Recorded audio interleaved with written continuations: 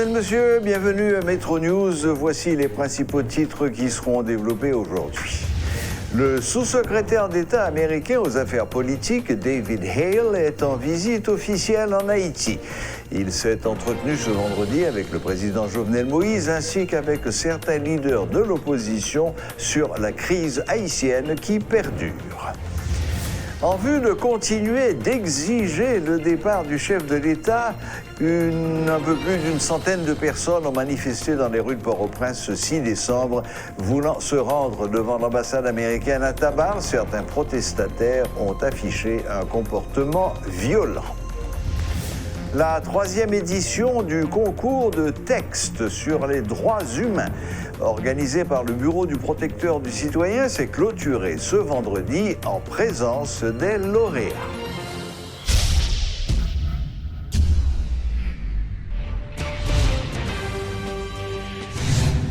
Le président Jovenel Moïse a rencontré le numéro 3 du département d'État américain, David Hale, au Palais national ce vendredi.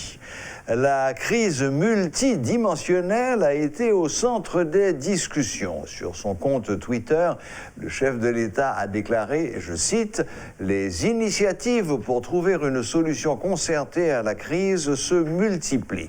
Aujourd'hui, je me suis entretenu avec le sous-secrétaire d'État aux Affaires américaines, David Hale, à qui je réaffirme ma volonté de dialoguer avec tous les secteurs pour que la paix revienne en Haïti. » Fin de citation.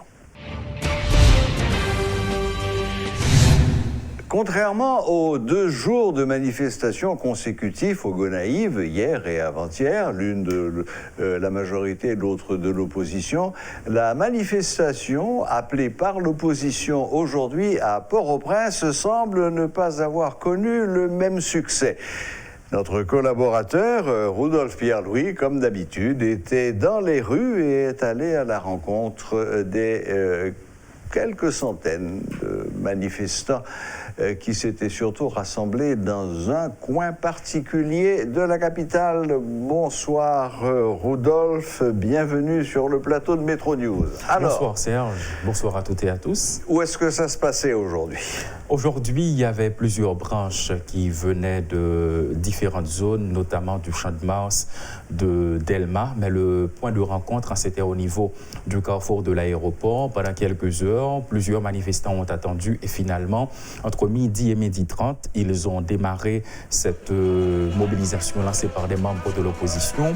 À partir de la route de l'aéroport, ils ont commencé par incendier un camion qui assure le transport, bien sûr, des matériaux de construction.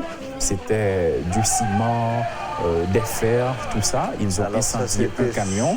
Sur l'avenue Toussaint-Louverture, sur la route de l'aéroport même? En effet, tout près du village qu'on appelle village Solidarité. Ouais. Et après, ils ont continué leur chemin sur leur parcours.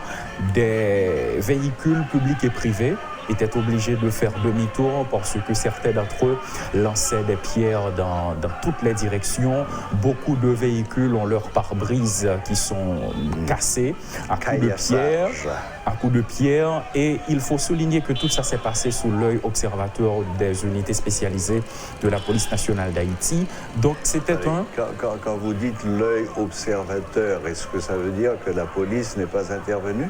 La police n'est pas intervenue. Quand la police intervient, on le voit, on le signale, mais aujourd'hui, c'était totalement différent. On a eu des réactions de la part des unités de la PNH au niveau du parc Canne-à-Sucre, sur la route de Tabar. Mais depuis le carrefour de l'aéroport jusqu'au parc Canne-à-Sucre, où un cordon de sécurité a été mis en place, la police n'avait pas réagi par rapport au lancement de pierres à répétition, au pare-brise de véhicules cassés, à un camion incendié par les manifestants. Donc aujourd'hui, dans leur comportement, certains d'entre eux étaient violents. Et il y en a qui ont profité de cet instant pour dépouiller, pour déposséder certaines personnes de leurs biens. Il y avait un groupe qui était parti en éclaireur. C'est ce groupe qui en profitait pour dresser des barricades, pour lancer des pierres, pour déposséder d'autres paisibles citoyens de leurs biens. Mais il faut signaler également qu'il y avait un autre groupe de personnes qui assistaient à des scènes qui sont un peu choquantes. Maintenant, c'était sur la route de Tabar, quand un manifestant a dépouillé un citoyen de ses biens, un autre qui est arrivé et qui a suivi la scène avec attention, lui a dit rapidement « On n'est pas là pour prendre ce que les gens possèdent, on est là seulement pour manifester, pour protester contre le pouvoir en place. Donc, faites le geste qui est nécessaire, remettez à cette personne ce que vous lui avez volé. » Maintenant, sans discussion, le citoyen qui avait volé l'autre, il a rendu à la personne. Donc, c'était un mouvement à plusieurs tendances. Des citoyens qui sont là pour manifester et d'autres qui en profitaient pour déposséder certaines personnes de leurs biens. Bon. Maintenant, à partir du parc Canne-à-Sucre, à quelques mètres de l'ambassade américaine, un cordon de sécurité a été mis en place. Quand certains manifestants ont voulu percer le cordon pour traverser, eh bien c'est à ce moment que les unités ont réagi. À coups de gaz lacrymogène à répétition, pour ne pas dire de manière abusive, ils ont réussi à disperser la foule. Donc la foule n'a pas pu atteindre son objectif qui était de se présenter devant les locaux de l'ambassade en vue de délivrer les messages, mais seuls les figures de proue, comme les sénateurs de l'opposition, Nenel Kassi, Sorel Jacinthe, qui étaient là, ils ont pu arriver devant l'ambassade pour délivrer un message qui est, d'après leurs propos, ils demandent à l'ambassade américaine de se désolidariser avec le président de la République, de lâcher le président de la République pour qu'il puisse remettre sa démission. Donc c'était ça l'objectif, c'était ça le message qu'ils voulaient faire passer devant l'ambassade américaine. Oui, bon, ça c'est un scénario auquel nous avons déjà assisté, des petits groupes qui veulent manifester à bon droit, en quelque sorte, pour réclamer quelque chose, d'autres qui en profitent pour se livrer à des actes de banditisme. Bon, tout cela est assez habituel. Bon, l'essentiel, c'est que malgré tout, deux représentants de l'opposition aient pu malgré tout remettre leur message. Ça, c'était probablement dans le même temps que l'envoyé des États-Unis, M. David Hale, en effet. qui est arrivé ce matin et qui a rencontré et le président et des membres de l'opposition. Bon, maintenant, plusieurs fois, vous avez utilisé la foule, mais si j'ai bien compris, il y avait un peu plus d'une centaine de personnes, entre 100 et 200 personnes. Justement, ils n'étaient pas nombreux, mais ce mouvement était émaillé de violence. Ouais. Ils n'étaient pas nombreux, comme on a pu le constater, il y avait beaucoup de figures de proue qui ont été remarquées, les sénateurs de l'opposition, Maître André Michel, il y avait également l'artiste Mathias qui, au niveau du carrefour Fleuriot, a rencontré le cortège. Son groupe venait de grossir les rangs en vue de se rendre au niveau de l'ambassade américaine. Donc, ce n'était pas grand monde, mais ceux qui étaient dans les rues, eh bien, ils en ont profité pour faire des démonstrations violentes. D'accord. Bon, eh bien, voilà, beaucoup de personnes craignaient cette relance de la mobilisation dans Port-au-Prince et craignaient qu'on ne soit de nouveau dans un processus qui devait aboutir à un nouveau pays loc. Absolument. Apparemment, ça n'a pas eu lieu, puisque d'après ce que vous dites, tout ça est resté concentré dans un périmètre géographique assez précis, de l'aéroport en passant par Carrefour Rita, Carrefour Fleuriot, et ensuite il faut le signaler également. Dans la matinée, il y avait les activités qui fonctionnaient correctement, il n'y avait pas de barricade. Mais pendant quelques minutes, ce mouvement a perturbé les activités. Et après le passage du cortège, eh bien, on était revenu sur la route de Maïgaté, on passait à Fleuriot, sur la route de l'aéroport. On a remarqué que toutes les activités avait recommencé. Donc c'est pour dire que pendant un moment, ce mouvement a perturbé les activités. Bon, qu'est-ce qu'ils ont annoncé? Est-ce qu'il y a des annonces de nouvelles mobilisations pour demain, après-demain, lundi, que sais-je?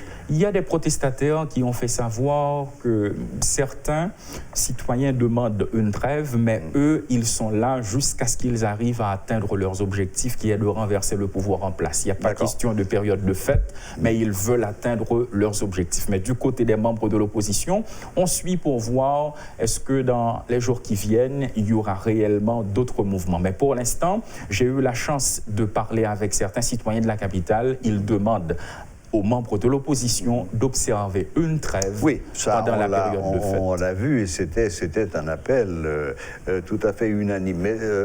Je reprends ma question. Il n'y a pas de date d'arrêté pour une prochaine manifestation. Non, il n'y a pas de date fixée. Il n'y a pas de date qui ont été communiquées réellement.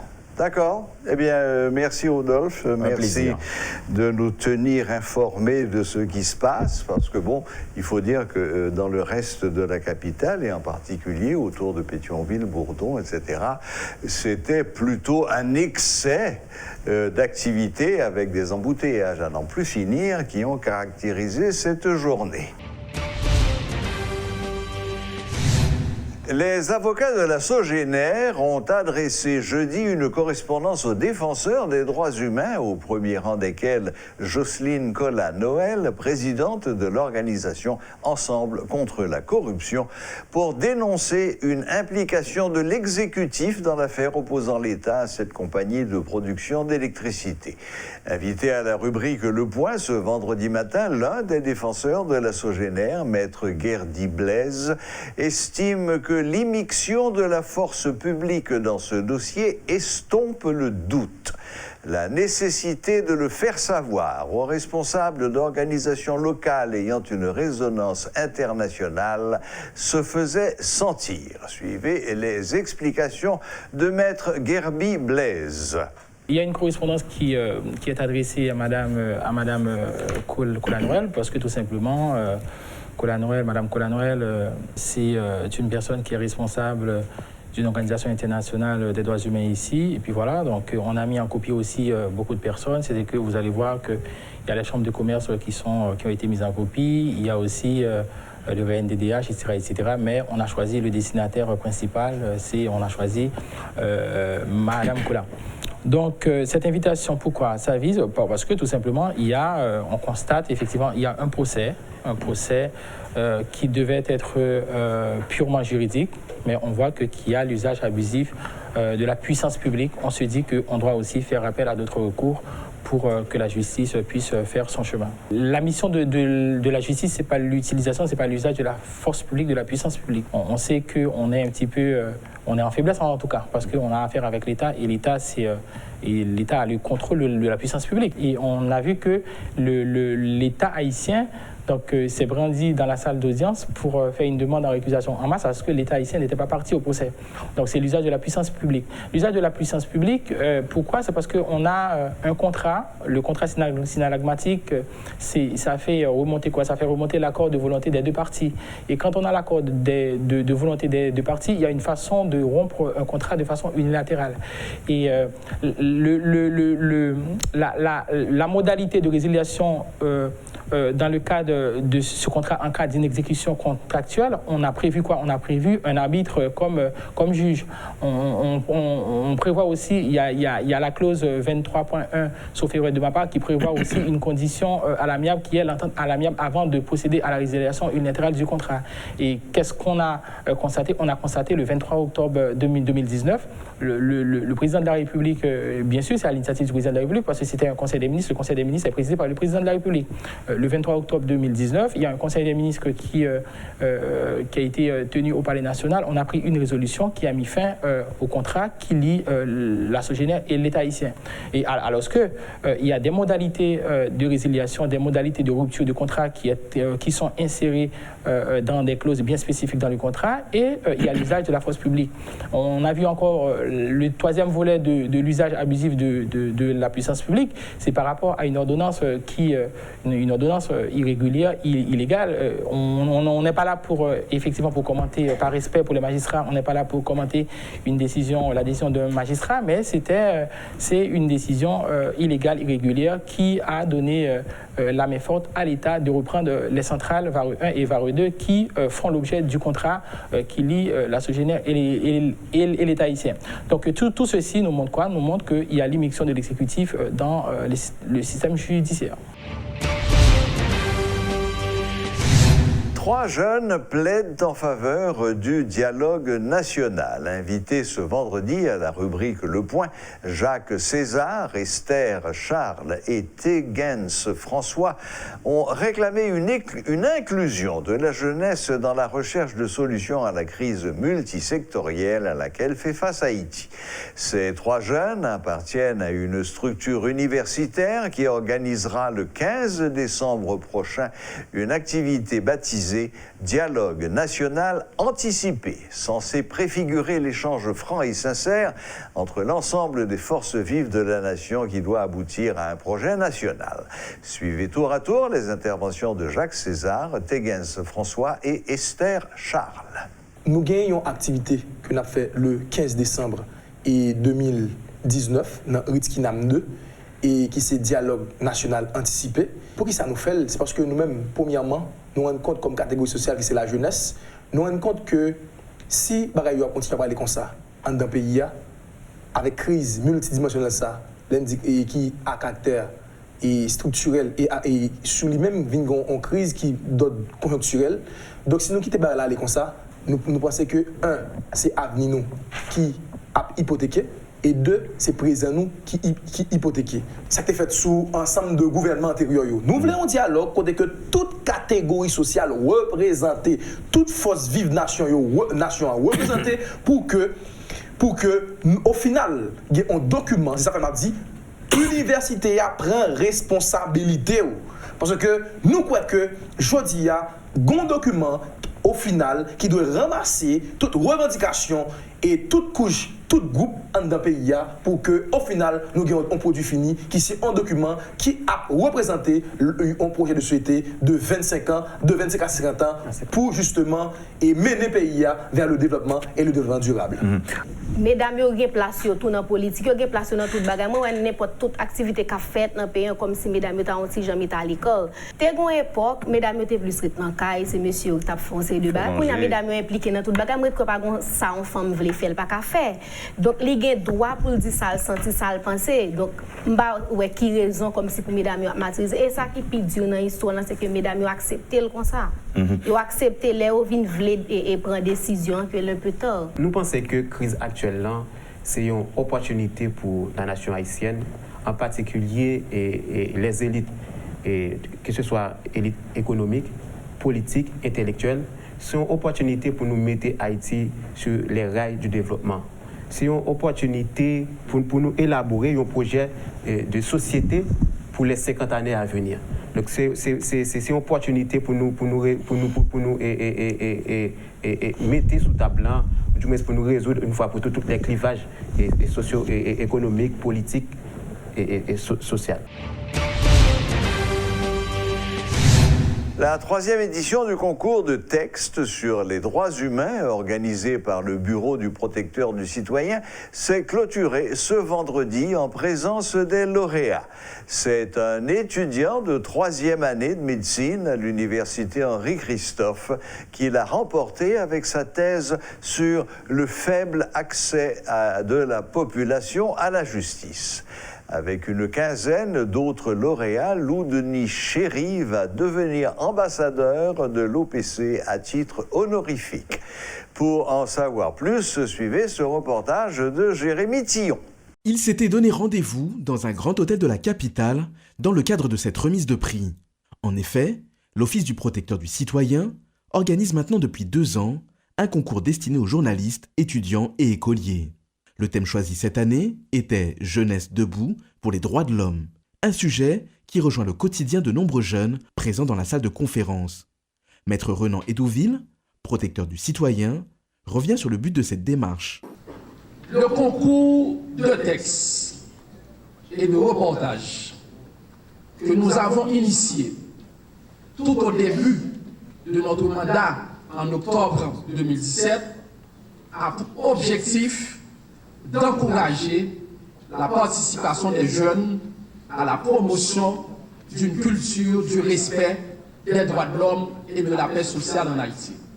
Nous tenons à vous présenter nos plus vives félicitations pour votre capacité intellectuelle que vous avez pu développer avec aisance, ce qui vous a permis d'être des lauréats de la 3e édition du concours de texte et de reportage de l'OPC. Nous avons une considération très spéciale pour vous, dans la mesure où vous avez pu décrocher cette place, cette marque de distinction dans un contexte difficile où tout était fermé. École fermée, université pratiquement fermée, bibliothèque fermée, les librairies fermées, bref, pays l'ocre. Et malgré tout, vous avez, chacune et chacun d'entre vous, produit un travail qui a été apprécié et sélectionné par les membres du jury. La représentante du Bureau intégré des Nations Unies en Haïti, fraîchement arrivée, Anan Talbi, salue le talent de ses 15 lauréats et en ce sens, souligne que ce type de concours vise à donner une image positive de la jeunesse haïtienne. La diplomate revient sur les changements insufflés par les différents mouvements de la jeunesse au niveau mondial ces derniers temps. La jeunesse s'approprie les droits de l'homme ici en Haïti et à travers le monde. On l'a vu encore récemment, particulièrement par rapport au droit à la vie, au droit à vivre sur une planète paisible. Il y a une mobilisation partout de cette jeunesse. Et cette jeunesse est acteur de changement. Cette jeunesse est garante de ses droits et de la protection qui doit être accordée. Chéri Loudeni, étudiant en 3e année de médecine à l'université Henri-Christophe de Limonade, est le grand gagnant de cette édition. Sa thèse met en relief le fait qu'une part importante de la population n'ait pas accès à la justice. Sans justice, il est alors très difficile de faire appliquer les droits de l'homme. Le rôle de l'État est primordial. L'État doit placer ses droits au cœur de ses actions politiques, doit veiller à ce que toutes les personnes jouissent pleinement des droits garantis par le texte de la Déclaration universelle des droits de l'homme et surtout doit traduire en justice les auteurs des violations des droits humains. Car sans justice, il n'y a pas respect des droits humains. La 3e édition du concours initié par l'OPC vient de se clôturer et 15 lauréats au total vont devenir par la même occasion des ambassadeurs de l'OPC à titre honorifique. Une manière de souligner leur travail accompli en matière de défense de promotion des droits humains et les encourager à poursuivre dans cette voie. Et voilà, la boucle est bouclée. Merci de nous rester fidèles. Excellent week-end à toutes et à tous. Et à la prochaine, même heure, même chaîne.